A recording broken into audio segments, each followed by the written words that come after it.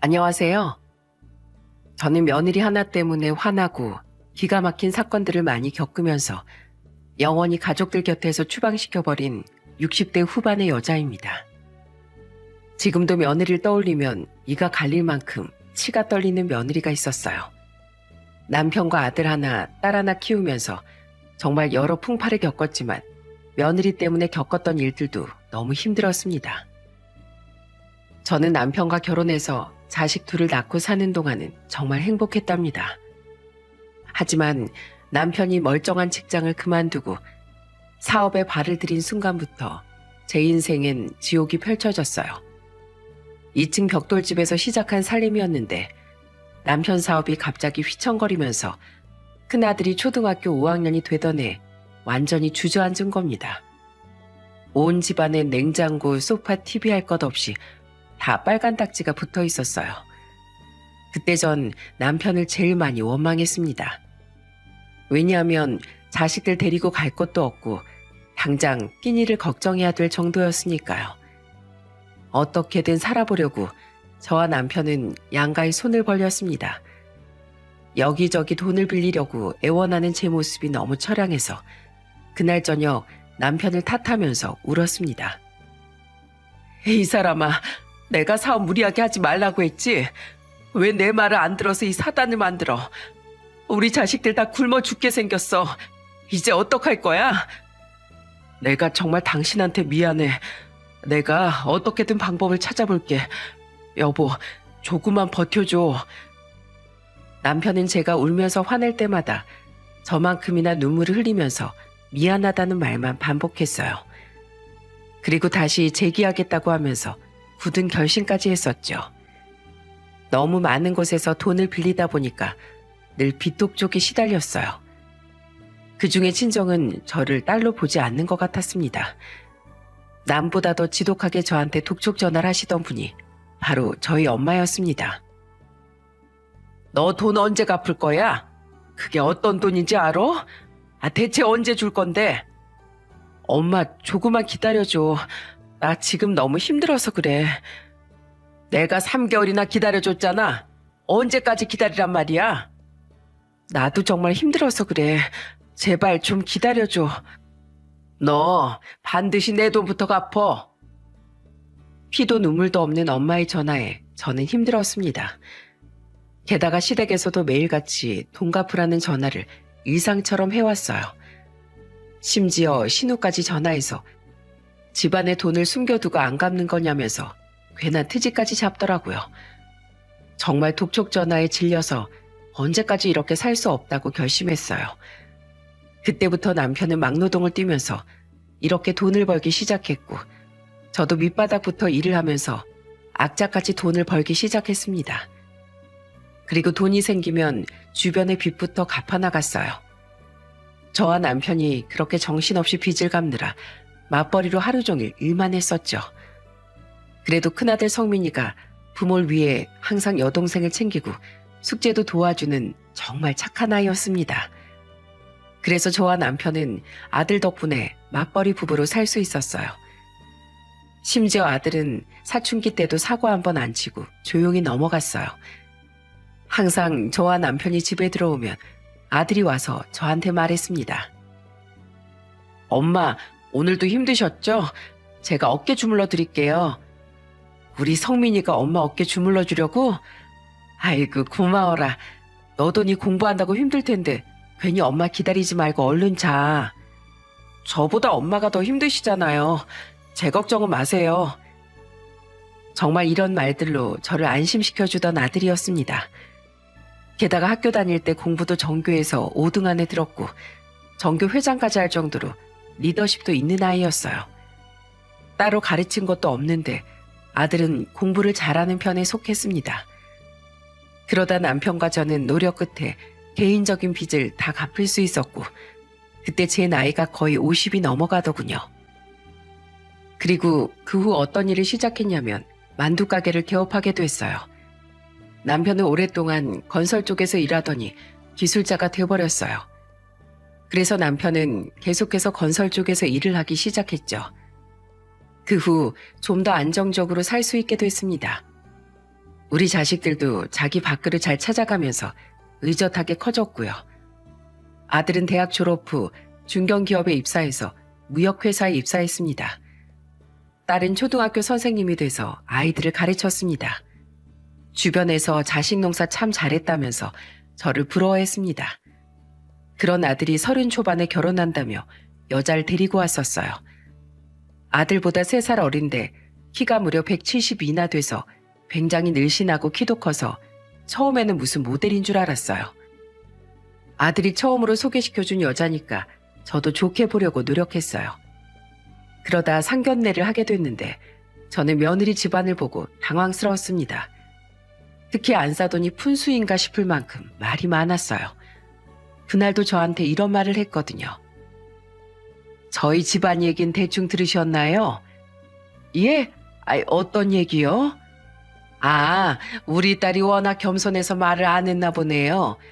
우리 남편이 몇 년 전까지만 해도 지방에서 시의원을 했던 사람이에요. 그래요? 근데요? 근데요라니요? 대단한 사람이라는 거죠. 지금도 대기업에서 여기저기서 초청하려고 난리도 아니에요. 이 사람이 능력이 좋아서 우리 딸도 부잣집 딸로 부족함 없이 자랐습니다. 그러셨어요? 자랑은 아니지만 지금도 사는 아파트도 시세가 10억이 넘습니다. 어머, 좋으시겠네요. 정말 어쩜 그렇게 자랑을 늘어놓는지 귀가 따가울 정도였습니다. 그냥 저는 그런 성격인가 보다 하고 대충 맞장구를 쳐주니까 안사돈은 멈출 줄 모르고 자랑을 늘어놨어요. 우리 딸은 키도 크고 얼굴도 예쁘고 대학교 땐 학교 모델까지 했었다니까요. 지금도 사방에서 검사 변호사 할 것 없이 신부감으로 점 찍어놨다니까요. 그리고 돈 많은 집안이라서 한 번도 대출이라는 걸 받아본 적이 없어요. 사돈 대출 받아본 적 있으세요? 상견례 자리에서 뭘 그런 걸 다 물어보세요. 어머, 피하시는 거 보니까 대출 받아본 적 있나 보네요. 전 대출 받아본 적이 한 번도 없어요. 요즘에 뭐 금리가 몇 프로라더라. 뭐 그런 거 알지도 못하네요. 우리 사이는 땡 잡은 겁니다.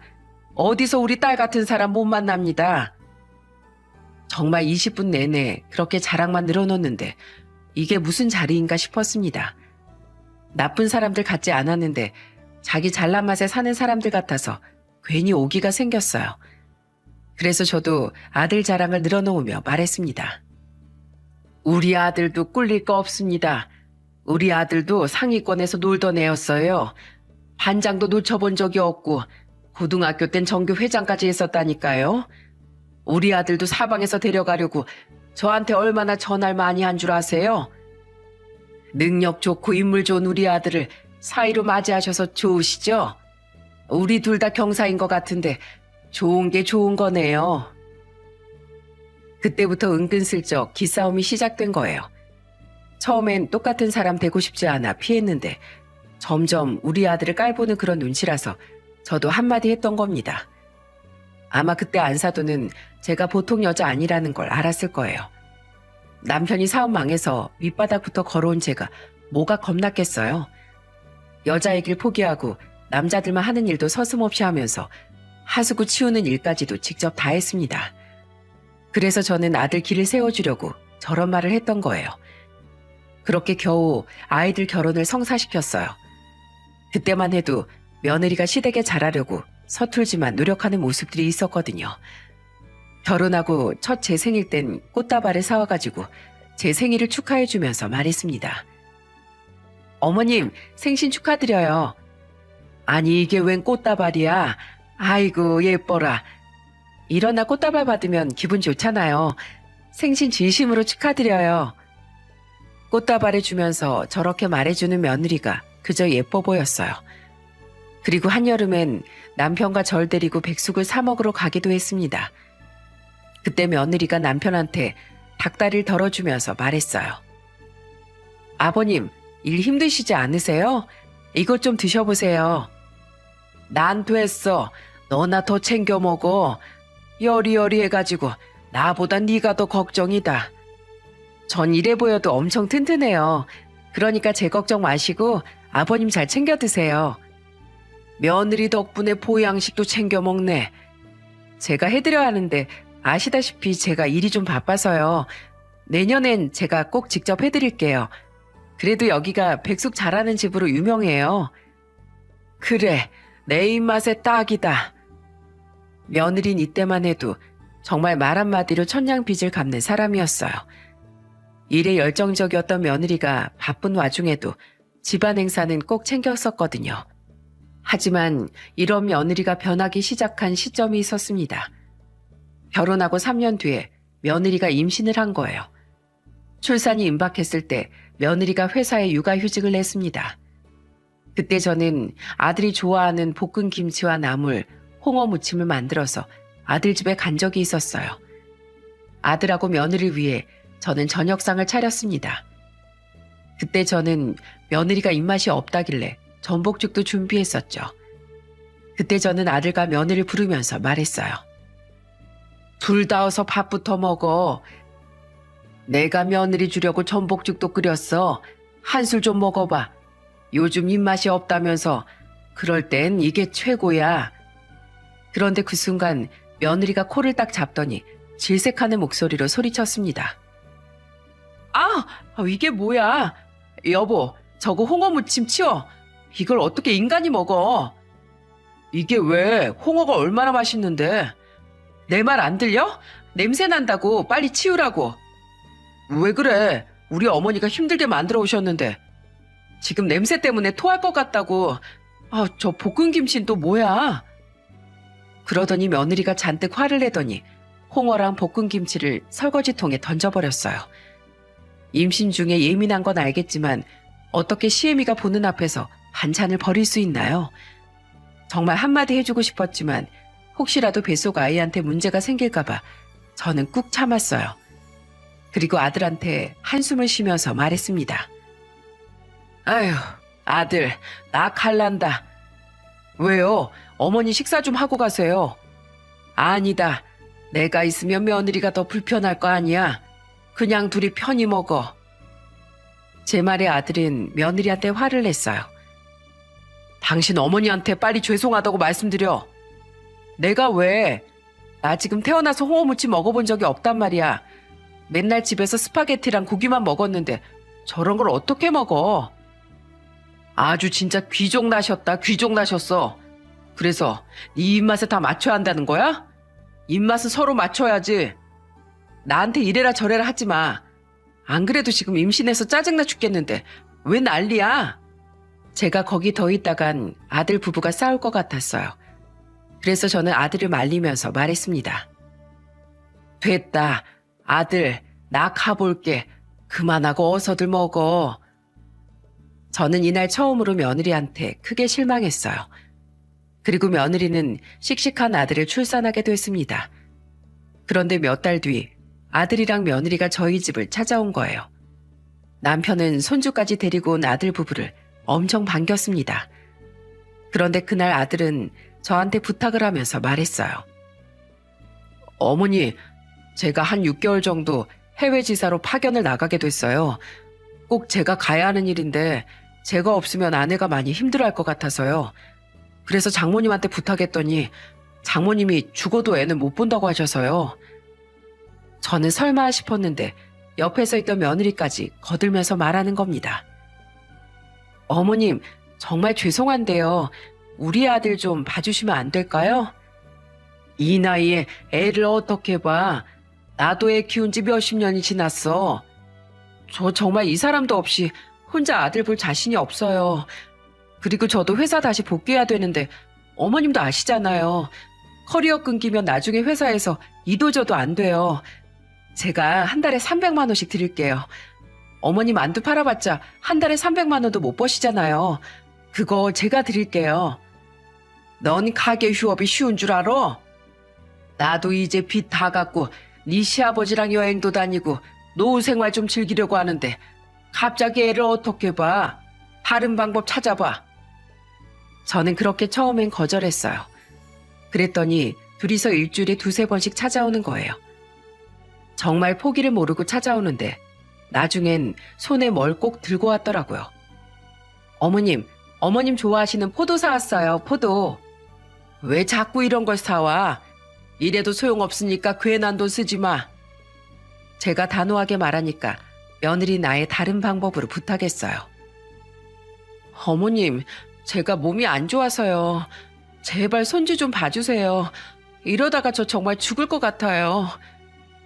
이렇게 말하더니 정말 집에 오자마자 쓰러지는 거예요. 그러면서 나한테 연기를 하는데 이러다간 우리 손주가 정말 큰일 날 것만 같았습니다. 그래서 저는 어쩔 수 없이 아들 집으로 가서 손주를 봐주게 된 거예요. 그리고 아들은 정말 해외 지사로 파견이 됐어요. 그 후 며느리도 회사에 복직했고 그러면서 저한테는 지옥이 열리기 시작했습니다. 아들 집에서 손주를 봐주기로 한 지 20일쯤 됐을 때였어요. 보통 며느리가 퇴근하면 늦어도 7시 반까지 집에 왔는데 그날은 전화도 아예 안 받는 거예요. 여러 번 전화를 걸었는데 밤 12시가 넘어서 며느리가 겨우 전화를 받았습니다. 어머님, 전화 온 줄 몰랐어요. 내가 너한테 전화를 지금 8시부터 했는데 전화 온지 몰랐다고? 아무리 바빠도 핸드폰은 봤을 거 아니야. 애 엄마가 지금 뭐 하는 거야? 그게 친구 아버지가 갑자기 돌아가셔서 급하게 장례식장 왔어요. 그런데 장례식장이라고 하더니 옆에서 음악 소리가 쿵쿵 울리기 시작했습니다. 저는 낌새가 이상해서 며느리한테 물었어요. 너 장례식장 맞아? 근데 왜 음악 소리가 들려? 아, 제가 지금 밖에 나와서 전화 통화 중인데 가게 음악 소리인가 봐요. 수상한데? 지금 내가 영상 전화할 테니까 전화 받아봐. 영상 전화요? 아, 저 배터리가 없어요. 어머님, 제가 이따 다시 전화 드릴게요. 그러면서 며느리가 전화를 딱 끊어버리는 겁니다. 다시 전화를 걸었더니 전원이 꺼져 있는 상태였어요. 정말 그때도 손주는 울고 있고 저는 하루 종일 애를 보느라 시달려서 정말 쉬고 싶었습니다. 그런데 며느리는 한 새벽 4시쯤 들어오는 소리가 들렸어요. 그 소리를 듣고 거실로 딱 나갔어요. 너 지금 시간이 몇 시야? 아니, 애도 징징거리다가 겨우 잠들었어. 어머님 안 주무셨어요? 제가 사랑하는 거 알죠? 너 장례식장이라면서 왜 이렇게 술을 많이 마시고 온 거야? 마음이 너무 아파서 제가 술을 안 마실 수가 없었어요. 어머님, 건강하셔야 돼요. 절대 아프시면 안 돼요. 어머니가 아프면 너무 슬플 것 같아요. 그러면 애를 누가 봐요? 그때 며느리가 절 생각해서 건강하라고 한 줄 알았는데 애 봐줄 사람이 없다는 말에 찬물을 끼얹고 싶었습니다. 그런데 그때 며느리가 갑자기 우액하는 소리를 내더라고요. 뭐야, 너 지금 토할 거야? 얼른 화장실로 가야지. 정말 갑자기 며느리가 화장실로 갈 틈도 없이 방바닥에 오바이트를 한 겁니다. 아주 얼마나 맛있는 거 드셨으면 아주 한 판의 피자를 거실 한가운데 쏟아놨더라고요. 진짜 토사물이 사방팔방 튀면서 제 바지에도 다 튀길 정도였습니다. 또 엎친 데 덮친 격으로 겨우 잠들었던 손자가 잠에서 깨어난 거예요. 저는 그 순간 며느리한테 소리쳤습니다. 이거 당장 치워! 어머님, 죄송해요. 오늘은 제가 먼저 들어가 보겠습니다. 쉬세요. 인사불성이 돼서 자기 자식이 우는 것도 모르고 방으로 들어가는 며느리를 보면서 기가 막히더라고요. 결국 우는 손자를 달래주고 거실까지 다 치우느라 잠도 제대로 못 자고 정말로 미쳐버리는 줄 알았어요. 그리고 다음날 며느리는 정신이 돌아왔는지 절 보자마자 고개를 푹 숙이면서 말했습니다. 어머님, 정말 죄송해요. 제가 어제 미쳤었나 봐요. 너 술 먹으면 원래 그렇게 개가 되냐? 어머님, 아무리 화가 나도 그렇지 개라뇨. 이렇게 예쁜 개 보셨어요? 뭐야? 너 지금 나랑 말장난하자는 거야? 네 태도가 이런 식이면 난 더 이상 애 못 봐. 알겠어? 제가 버럭 화를 내니까 그제야 제게 무릎을 꿇고 싹싹 빌면서 며느리가 말했어요. 잘못했어요. 제가 다시는 술 같은 거 안 마시고 아무리 늦어도 제가 10시까진 꼭 들어올게요. 제발 한 번만 봐주세요. 제발요. 내가 애를 봐준다고 해서 네가 할 일이 없는 게 아니야. 알겠어? 함에라도 와서 애를 안아서 재워야 할 거 아니야. 네 자식이 엄마 품도 모르고 컸으면 좋겠어? 어릴 때부터 엄마 품을 느끼게 해줘야 할 거 아니야. 이 애가 엄마도 모르고 크길 바라냐고. 제가 몰라도 한참 몰랐습니다. 어머니 말씀 명심하겠습니다. 며느리가 말하는 걸 보고 저는 가슴을 두드리면서 진정했어요. 철이 없는 건지 개념이 없는 건지 도무지 종잡을 수가 없었거든요. 그런데 저는 며느리가 개념이 없다는 걸 딱 알게 된 사건이 있었습니다. 아들 집에서 집안일 끝내고 저녁 뉴스를 기다리고 있었어요. 저는 경제, 정치 뉴스에 관심이 많았습니다. 그래서 뉴스를 보고 있는데 갑자기 안방에 있던 며느리가 달려 나오더니 채널을 돌리면서 소리쳤어요. 벌써 시간이 이렇게 됐네. 지금 드라마 할 시간이에요. 아, 뭐야? 너 지금 뭐 하는 거야? 저녁에 뭐하러 이런 따분한 뉴스를 보세요. 어차피 우리나라 정치인들은 서민들 관심 없어요. 우리 같은 사람들 보지도 않아요. 어머니, 신경 쓰지 마세요. 그러니까 저랑 같이 재밌는 드라마 봐요. 야, 리모컨 내놔. 어디서 건방지게 어른이 보고 있는데 마음대로 채널을 돌려? 전 그냥 어머님이랑 재미있는 거 같이 보려고 그런 거예요. 이리 내놔. 어른이 먼저 보고 있었는데 왜 네 마음대로 채널을 돌려? 가만 보니까 남편이 꼰대 같은 게 어머님 닮은 건가 봐요. 뭐야? 지금 너 나보고 꼰대라고 한 거야? 대놓고 꼰대라고 한 건 아니고 그런 점이 있는 것 같다고 한 거예요. 뭐라고? 넌 잘못을 짚어주면 고칠 생각은 없고 다 네 멋대로야. 나중에 네 아들이 뭘 보고 배우겠어. 집안에서 네가 하는 거 보고 애가 다 배우는 거야. 네, 죄송합니다. 어머님 보고 싶은 거 보세요. 이렇게 말하더니 안방으로 다시 들어가 버리는 거예요. 정말 영악하고 잔머리만 굴릴 줄 아는 사람이 며느리였습니다. 이렇게 며느리랑 감정의 골이 점점 깊어져만 갔어요. 그러던 어느 날 마트에 갈 일이 있었는데 며느리가 선뜻 나서서 마트에 다녀오겠다는 거예요. 제가 마트 다녀올게요. 사와야 할 것들 저한테 다 적어주세요. 어머님 혼자 무거운 거 들고 오시면 제 마음이 아파요. 그러니까 제가 얼른 다녀올게요. 너 혼자서 애 보기 버거워서 마트 간다는 거지? 어머, 아니에요. 저는 다 어머님 생각해서 마트에 간다고 하는 거예요. 그러니까 저한테 저거만 주세요. 딱 보니까 며느리는 혼자서 애 보는 게 벅차서 마트에 간다고 했던 거예요. 그래서 저는 며느리한테 사야 될 것을 다 적어줬습니다.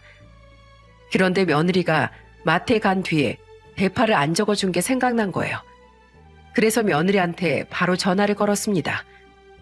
근데 딱 전화를 걸었더니 안방에서 전화벨 소리가 울리는 겁니다. 띠리리리, 띠리리리. 저는 안방으로 가서 벨소리가 울리는 쪽으로 가봤어요. 뭐야, 얘가 핸드폰을 두고 갔나?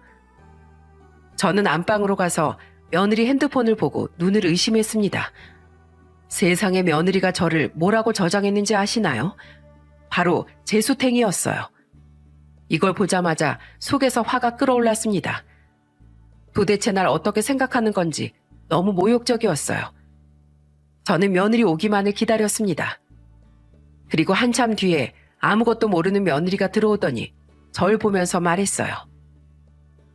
어머님, 저 왔어요. 종이에 적어주신 건 다 사왔어요. 너 왜 나한테 어머님이라고 불러? 네? 갑자기 그게 무슨 소리세요? 난 네 어머님 아니잖아. 어머님이 아니면 대체 뭔데요? 재수탱이잖아, 재수탱이. 설마 어머니 그걸 보셨어요? 그게 재수탱이가 나쁜 뜻만 있는 게 아니에요. 좋은 뜻도 있어요. 뭐? 내가 나이 먹었다고 지금 바보로 보여? 그게 아니고요. 사실 어머님이 요즘 저한테 잔소리도 심하게 하시니까 저도 화가 나서 그냥 바꾼 거예요. 나름 소심한 복수 같은 거라고요. 됐어. 너 앞으로 어머님이라고 부르지도 마. 난 위아래 없는 너 같은 며느리 필요 없다. 제가 화를 내며 말하니까 며느리가 또 무릎을 꿇고 싹싹 빌면서 말했습니다. 어머님, 잘못했어요. 제가 바로 내가 사랑하는 어머니로 바꿀게요. 사랑? 아주 말론 네가 못하는 게 없지? 맨날 잘못했다고 말로만 하고 너 이게 대체 몇 번째야?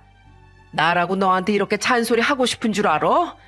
잘못했다고 말만 하고 반성하긴 하냐고. 이번엔 진짜예요.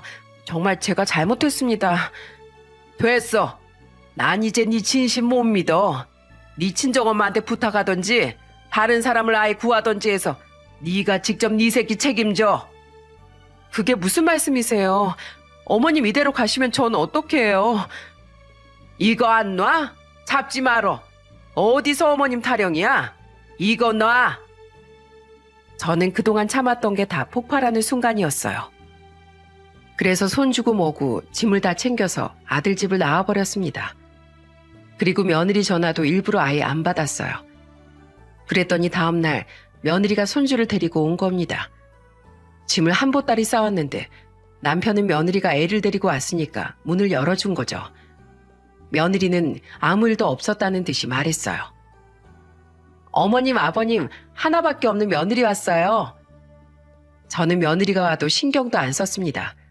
그런데 남편이 며느리를 보고 물었어요. 근데 너 그 가방은 뭐야? 뭘 그렇게 가져왔어? 아버님하고 어머님하고 같이 지내러 왔어요. 여기서 아예 출퇴근하려고요. 그때 제가 아들 집으로 안 갈 거란 걸 알고 며느리가 큰 캐리어까지 들고 집으로 온 겁니다. 남편은 그 순간 제 눈치를 보느라 아무런 말도 못했어요. 저는 그 말에 우라가 치밀어서 며느리한테 소리쳤어요. 너 나한테 진짜 왜 그러냐? 네 친정엄마한테 부탁하라고 글쎄. 저희 엄마 지금 애 봐달라고 할까봐 제 전화도 안 받아요. 그래서 대체 나보고 어쩌라고? 그럼 네가 직장 때려쳐. 어떻게 사람이 두 마리 토끼를 다 잡고 살아? 어머님, 제가 정말 잘못했어요. 정말 진심으로 제가 너무 건방졌어요. 그러니까 제발 한 번만 봐주세요. 앞으로 절대 경거망동하지 않고 조신하게 살게요.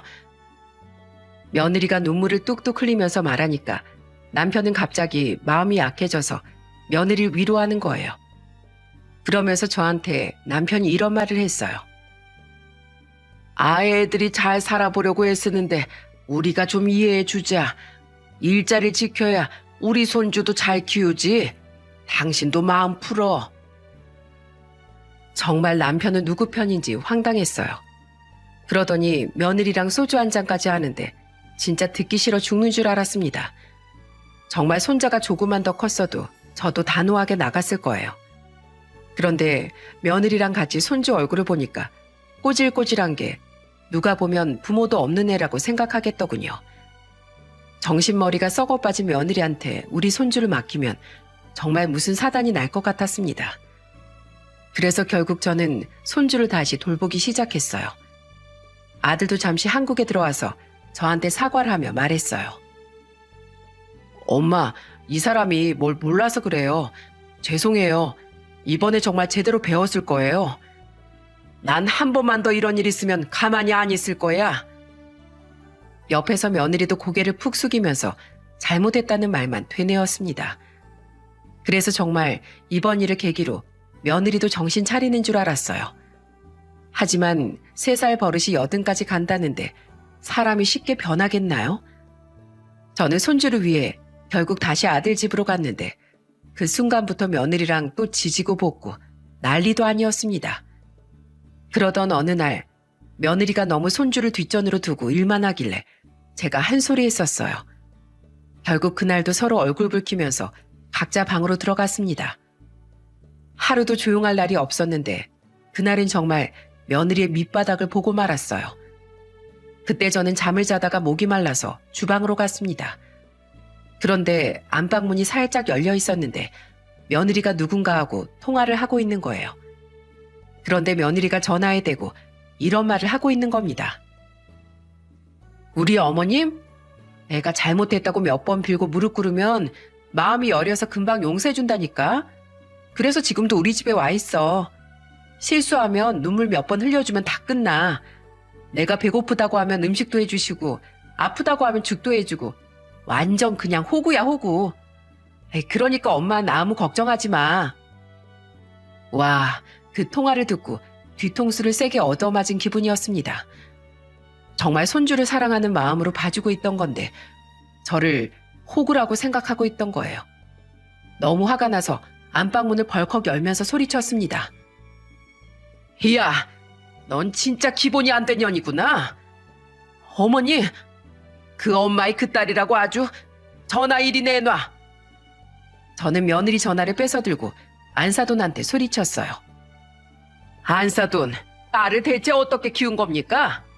난 할 만큼 했으니까 오늘부터 안사돈이 와서 손주 보세요.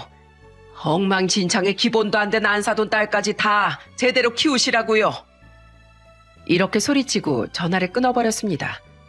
그리고 저는 짐을 싸려고 안방을 나왔어요. 그러자 며느리가 달려와서 제 다리를 붙들고 애원했어요. 어머님, 죄송해요. 내가 사랑하는 마음으로 손주 돌봐줬더니만 넌 날 호구로 봐? 며느리 자식처럼 생각해서 챙겨준 게 그렇게 놀릴 일이냐? 너 진짜 이 정도밖에 안 되는 애였어? 어머니, 제가 잘못했어요. 정말 다 제 탓이에요. 그러면서 또 닭똥 같은 눈물을 흘리고 또 무릎을 꿇고 두 손을 싹싹 비는 거예요. 하지만 더 이상 그런 며느리 쇼에 넘어갈 제가 아니었습니다. 저는 그런 며느리를 싹 다 무시하고 짐만 쌌습니다. 그리고 짐을 싸고 아들한테 있었던 일을 전화로 다 말했어요. 그런데 그때 1시간도 안 돼서 안사돈이 아들 집으로 쫓아온 거예요. 그리고 저는 안사돈 행동에 경악하고 말았습니다. 누가 봐도 며느리가 잘못한 건데 안사돈이 저한테 따지는 거예요. 사돈, 제 딸한테 뭐라고 하셨어요? 왜요? 엉망진창의 기본도 안 되네라고 했습니다. 기본이요? 그렇게 말한 사돈이 더 기본이 안 돼 있네요. 아무리 며느리가 실수를 했어도 그렇지 며느리하고 똑같이 행동을 하셔야겠어요? 지금 보니까 며느리가 누굴 닮아서 이렇게 개념이 없는지 잘 알겠네요. 며느리가 아주 안사돈 판박이네요. 그렇게 손주 좀 봐달라고 며느리가 사정했다면서 이제야 오세요? 그동안 뭐 하다가 이제 오세요? 딸 욕먹는 거 못 참고 딸이 애 키우다가 힘들어 죽는 건 괜찮은가 보죠? 뭐요? 지금 말 다 했어요? 어쭈? 지금 뭐 하는 거예요? 사도 미쳤어요? 그래, 내 딸 욕먹어서 미쳤다. 아주 모녀가 쌍으로 쇼를 하는 거예요. 그때 안사돈이 허리에 손을 얹고 배를 쭉 내밀더니 저한테 배치기를 하듯이 위협했습니다. 그리고 배를 이렇게 내밀면서 저를 점점 밀치기 시작하는 거예요. 제가 이걸 참을 수 있었겠나요? 저는 그때 안사돈 머리채를 잡고 소리쳤습니다. 어디서 배를 내밀어? 한번 해보자는 거지? 배 쭉 내밀고 나 밀치면 내가 겁먹고 사과할 줄 알았어? 하나도 안 무서우니까 인생 그렇게 살지 마. 그리고 딸 교육을 어떻게 시키면 앞뒤가 동전바퀴도 바뀌게 키운 거야? 이거 안 놔? 그게 다 처세술이지. 웃기고 있네. 무슨 처세술이 뒤에서 욕하고 앞에선 착한 척하는 거냐? 그러고 보니까 네 남편도 알고 보니 시원 3번 연속 떨어져서 니네 집 거덜났다면서? 그러면서 뭐? 부잣집 딸? 웃기고 앉아있네. 네 남편이 정치한다고 설쳐서 돈 다 까먹고 지금 월세 산다면서? 네 딸이 너 하는 거 그대로 배워서 사네 아주. 내 머리. 안사돈이 머리채를 잡혀서 비명을 지르기 시작했어요. 그런데 그때 며느리가 나서서 다급하게 저와 안사돈을 떼어놨습니다. 그러더니 저한테 버럭 소리를 지르면서 며느리가 소리쳤어요. 저희 어머니한테 지금 뭐 하시는 거예요? 네 어머니가 먼저 나한테 어떻게 했는지 생각도 안 나? 그리고 너 5개월 동안 월급 한 번도 제대로 안 줬지? 얼른 내놔. 당장 내놓으라고. 말씀드렸잖아요. 한꺼번에 준다고요. 지금 내놔. 너네 집 잘 산다며? 부자라며. 지금 돈이 어딨어요. 그 돈을 진짜 받으시려고 했어요? 이게 정말 며느리의 본심이었던 겁니다. 진짜 단순하시네요. 한 달에 300만 원이 어디 쉬운 줄 아세요?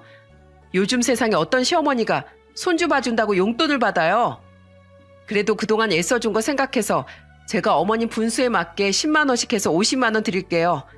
받으려면 받고 말라면 마세요.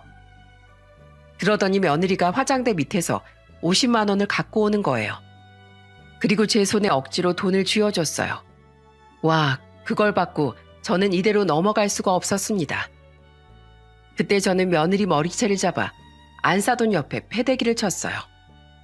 그리고 들고 있던 50만 원을 모녀한테 한 장씩 뿌리면서 놀란 표정으로 앉아있는 안사돈을 보고 소리쳤습니다.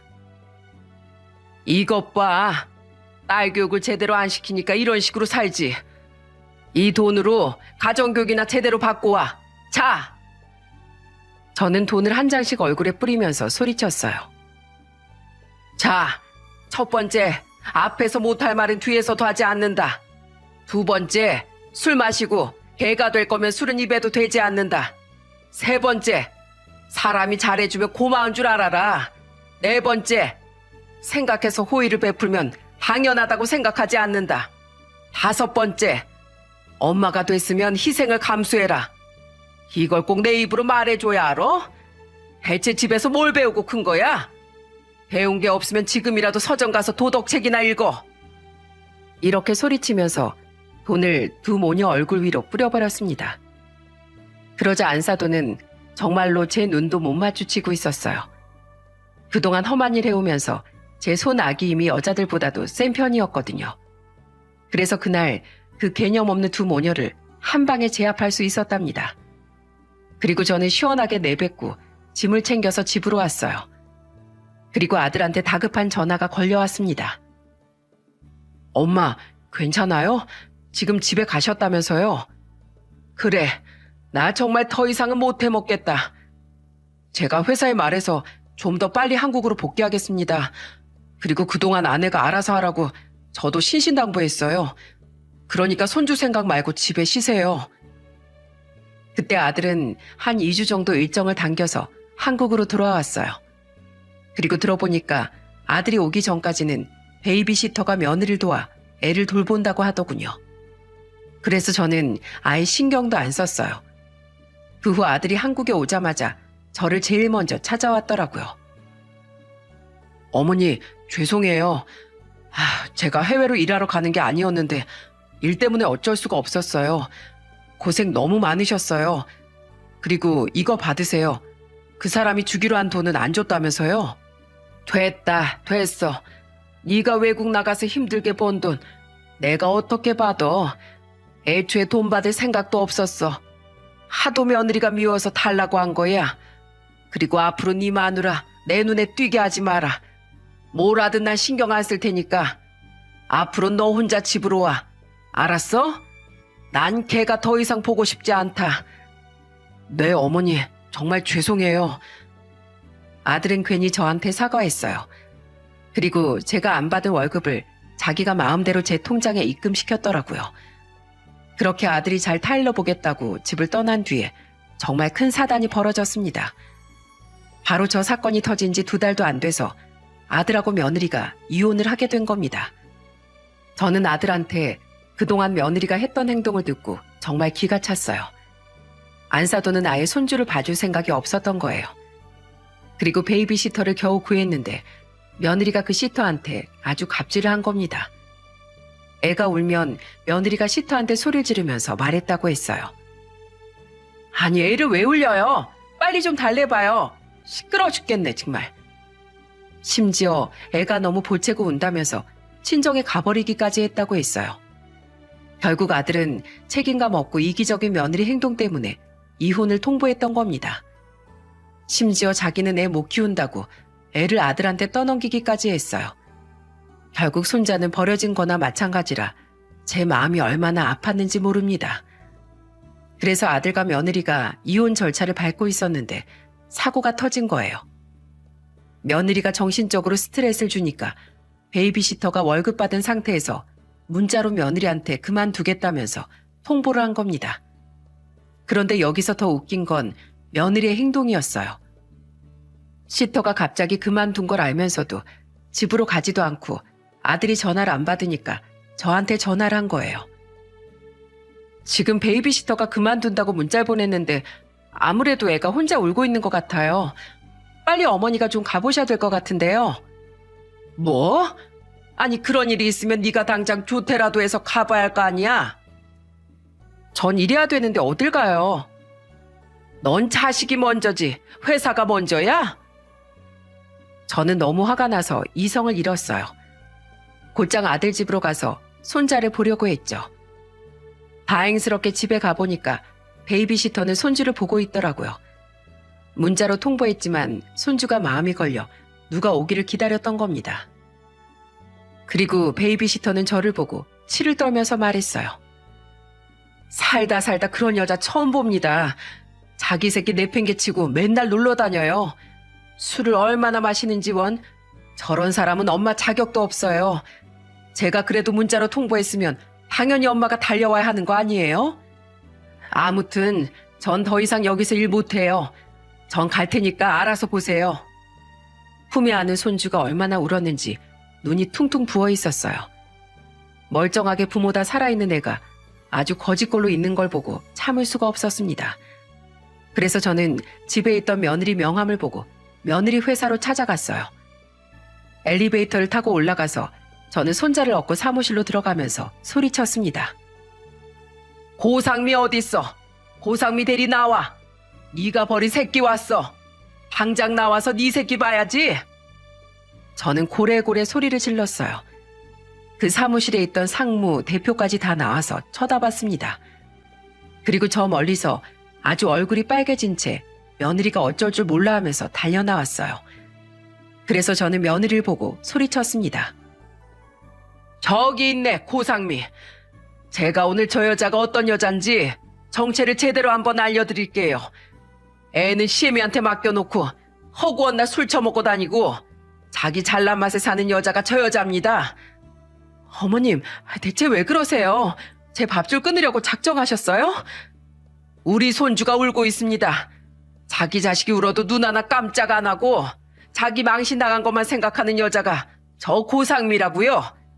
오죽했으면 베이비시터가 고상미 히스테리 때문에 정신병 걸릴 것 같다고 도망을 갔겠어요? 그리고 여기 회사는 육아휴직 제도도 제대로 안 돼 있습니까? 아니면 육아휴직 만들어 놓고 못 쓰게 눈치 주는 건가요? 이걸로 제가 노동청에 가도 되겠습니까? 대표님, 어디 말씀해 보세요. 그러자 그 회사 대표는 정중하게 말했어요. 저희 회사 육아휴직 제도 다 있습니다. 눈치 주는 사람도 없고 지금도 육아휴직 중인 직원들도 있습니다. 그 부분에 대해선 염려 마십시오. 난 매일같이 이 회사에 찾아올 겁니다. 매일 찾아올 거예요. 제 말 명심하세요. 지금 사진이랑 동영상 찍은 분들 무조건 인터넷에 올리세요. 자기 자식 내팽개치고 자기 인생만 사는 그런 사람을 계속 채용해서 일을 시킬 건지 신중하게 생각하세요. 그 순간 며느린 저를 말리면서 소리쳤습니다. 제발 좀 그만 좀 하세요. 여기서 왜 이러세요? 너 앞으로 우리 손주 볼 생각하지도 마. 손주는 내가 지킬 거야. 알았어? 그러니까 다신 볼 생각하지 마. 완전히 회사를 뒤엎어버리고 나왔어요. 회사의 며느리 실체를 알려준 것만으로도 속이 다 시원했습니다. 그리고 모든 걸 다 알게 된 아들은 그날 저녁 며느리한테 최후 통첩을 날렸다고 했어요. 네가 그러고도 엄마야? 네 자식이 집에 혼자 있을 수도 있다는데 회사에서 전화를 해? 내가 당장 못 가니까 그래서 어머니께 부탁한 거잖아. 우리 아들이 우리 자식이지 우리 부모님 자식이야? 왜 자꾸 우리 아들 남의 손에 맡기려고만 하는데? 한 번이라도 육아해보려고 노력해봤냐고. 난 그래도 너 믿었어. 너 믿고 네가 힘들다고 하면 스트레스 안 받게 하려고 쇼핑하고 오라고 하고 친구 만나고 오라고 해주고 난 정말 할 만큼 다 했다고. 대체 내가 어디까지 해줘야 하는데? 난 너같이 피도 눈물도 없는 여자랑은 절대 못 살아. 당장 이혼해. 결국 아들은 며느리와 완전히 이혼하게 된 겁니다. 그런데 마지막까지도 며느리는 자식을 포기하고 갔어요. 그 후 며느린 어떻게 됐는지 아시나요? 그렇게 애쓰던 회사도 결국 자기 발로 걸어 나온 거예요. 밑에서 치고 오고 위에서 찍어 누르고 심지어 이제는 직원들이 실체를 다 알아버려서 다닐 수가 없던 겁니다. 결국 마지막까지 회사에서 버티려고 했지만 버틸 수가 없던 거예요. 그때 아들은 완전히 며느리랑 이혼하면서 완전히 손절할 수 있었습니다. 작년에 우리 손주는 돌잔치를 했어요. 그런데 그 돌잔치에 생각지도 못한 불청객이 찾아온 겁니다. 식구들이 다 전 며느리 연락처를 차단한 상태였기 때문에 우리를 직접 찾아왔던 겁니다. 그때 전 며느리가 저한테 애원하면서 말했어요. 어머님, 제발 아들 좀 보여주세요. 너무 보고 싶어요. 이제야 보고 싶다고? 이제 와서 애가 보고 싶다는 게 말이 되니? 네 친정도 결국 쫄딱 망했다면서? 회사도 그만뒀겠다. 자유롭게 살지 뭐하러 왔어? 저 회사 그만두고 정말 흥청망청 살면서 살아봤어요. 그런데 이제 노는 것도 못하겠어요. 아들이 자꾸 생각나고 가정이 그리워요. 넌 소 잃고 외양간 고쳐? 내가 너한테 몇 번이고 사람을 귀하게 생각하라고 말했지? 그땐 개가 짖나 하면서 신경도 안 쓰더니 이제 와서 뭐? 받아달라고? 너 같으면 우리가 널 받아줄 수 있겠어? 어머님, 제발요. 저 그동안 정말 반성 많이 했어요. 진짜예요. 계속해서 매달리는 전 며느리를 떼어내려고 저는 물을 얼굴에 뿌려버렸습니다. 내가 네 눈물 연기에 속을 것 같아? 너 그거 다 가짜 눈물이잖아. 어디서 나오지도 않는 즙을 짜고 있어? 이제 네 새끼 아니고 내 새끼야. 그러니까 찾아오지 말라고. 다음에 또 찾아오면 그때 물이 아니라 더한 것도 뿌릴 수 있어. 험한 꼴 당하기 싫으면 다시 오지 마. 네가 양육비를 보내줘 봤냐? 그리고 네 돈도 필요 없으니까 돈도 보내지 말고 우리 앞에 나타나지도 마. 썩 꺼져. 제가 이렇게 세게 말하니까 전 며느리는 주랭랑을 쳐버렸어요. 아마 당장 먹고 살기 힘드니까 아들 보고 싶다는 핑계로 왔을 게 뻔했습니다. 알아보니까 아들이 일하는 직장도 찾아갔었는데 아들이 냉정하게 뿌리치니까 여기까지 온 거였어요. 완전히 지금은 혼자 오피스텔에서 쓸쓸히 인생을 살아가고 있다고 하더군요. 그래도 다행히 우리 손주는 지금 건강하게 잘 자라고 있어요. 앞으로 훌륭한 사람이 될 수 있도록 옆에서 할 수 있는 건 다 해주려고 노력하려고 해요. 한동안 이혼하고 기가 죽어있던 아들도 이제는 많이 좋아졌네요. 이제야 손주 재롱을 보면서 진심으로 웃는 걸 보니까 상처를 좀 이겨낸 것 같아요. 제가 이런 사연을 보내게 된 이유는 이런 사연을 겪으면서 사람이 정말 가정교육이 중요하다는 걸 다시 한번 느꼈기 때문입니다. 자식은 부모의 거울이라는 말이 있지 않습니까? 자식이 무의식 중에 하는 행동 중에 반은 다 부모를 보고 배운 거라고 해요. 그래서 저는 정말 진정한 부모가 되기 위해선 마음가짐부터 바꾸려고 해야 자식도 잘 큰다고 생각해요. 자식을 위해서라도 부모가 바르게 살겠다는 다짐만 있다면 부자 부모가 아니라도 자식을 훌륭하게 키울 수 있다고 생각합니다. 제 사연이 여러분께 귀감이 되길 바랄게요. 끝까지 들어주셔서 정말 감사합니다.